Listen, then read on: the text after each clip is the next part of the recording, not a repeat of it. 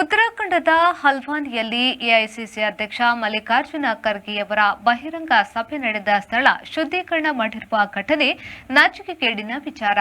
ಆ ರಾಜ್ಯದ ಮುಖ್ಯಮಂತ್ರಿಗಳು ರಾಜೀನಾಮೆಯನ್ನ ನೀಡಬೇಕು ಎಂದು ಸಿಎಂ ಡಿಕೆ ಶಿವಕುಮಾರ್ ಅವರು ಆಗ್ರಹಿಸಿದರು. ವಿಧಾನಸೌಧ ಆವರಣದಲ್ಲಿ ಮಾಧ್ಯಮಗಳ ಪ್ರಶ್ನೆಗೆ ಶಿವಕುಮಾರ್ ಅವರು ಪ್ರತಿಕ್ರಿಯೆ ನೀಡಿದರು.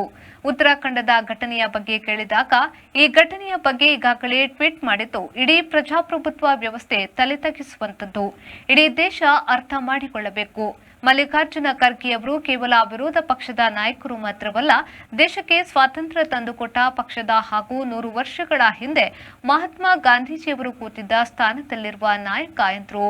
ಇಡೀ ವ್ಯವಸ್ಥೆಯಲ್ಲಿ ಇಂತಹ ತಾರತಮ್ಯ ಹಾಗೂ ಅಪಮಾನ ಆಗಬಾರದು ಎಂದು ಬಾಬಾ ಸಾಹೇಬ್ ಅಂಬೇಡ್ಕರ್ ಅವರು ಹೋರಾಟವನ್ನ ಮಾಡಿ ಸಂವಿಧಾನ ನೀಡಿದ್ದಾರೆ. ಇಡೀ ನಾಗರಿಕ ಸಮಾಜ ತಲೆ ತಗ್ಗಿಸುವ ಘಟನೆ ಇದಾಗಿದ್ದು, ಜಾತೀಯತೆ, ಕೋಮುವಾದಿ ವಿಚಾರ ನಮಗೆ ಹೇಳಿಕೊಳ್ಳಲು ನಾಚಿಕೆಯಾಗುತ್ತಿದೆ. ಬಿಜೆಪಿ ನಾಯಕರ ಕೃತ್ಯ ಇಡೀ ದೇಶದ ದಲಿತರಿಗೆ ಮಾಡಿದ ಅಪಮಾನ ಎಂದು ಕಿಡಿಕಾರಿದ್ರು.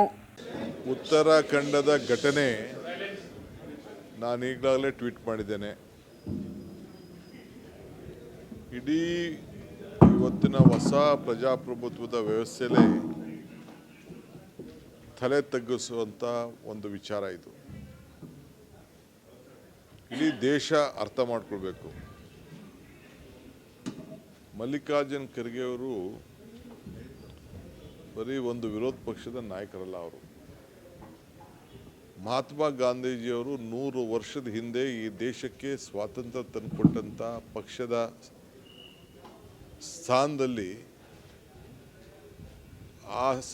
ಆ ಜವಾಬ್ದಾರಿಯನ್ನು, ಆ ಪಕ್ಷದ ಜವಾಬ್ದಾರಿಗೆ ಇವತ್ತು 100 ವರ್ಷದ ನಂತರ ಅಧ್ಯಕ್ಷರಾಗಿ ಸೇವೆ ಮಾಡ್ತಾ ಇದ್ದಾರೆ.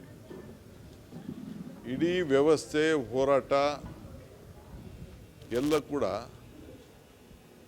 ಇಂಥ ಒಂದು ಸಮಾಜಗಳಿಗೆ ಅವಮಾನ ಆಗಬಾರ್ದು ಅಂತಲೇ ಬಾಬಾ ಸಾಹೇಬ್ ಅಂಬೇಡ್ಕರ್ ಅವರು ಹೋರಾಟವನ್ನು ಮಾಡಿ ನಮಗೆ ಈ ಸಂವಿಧಾನಕ್ಕೆ ಒಂದು ಹೊಸ ರೂಪವನ್ನು ಕೊಟ್ಟರು. ಇಡೀ ನಾಗರಿಕ ಸಮಾಜ ತಲೆ ತಗ್ಗಿಸುವಂಥ ಒಂದು ಕೆಲಸ ಇವತ್ತು ನಡೆದಿದೆ. ಜಾತೀಯತೆ, ಕೋಮುವಾದಿ ಇವೆಲ್ಲ ಕೂಡ ನಮಗೆ ಹೇಳ್ಕೊಳ್ಳೋಕ್ಕೆ ನಾಚಿಕೆ.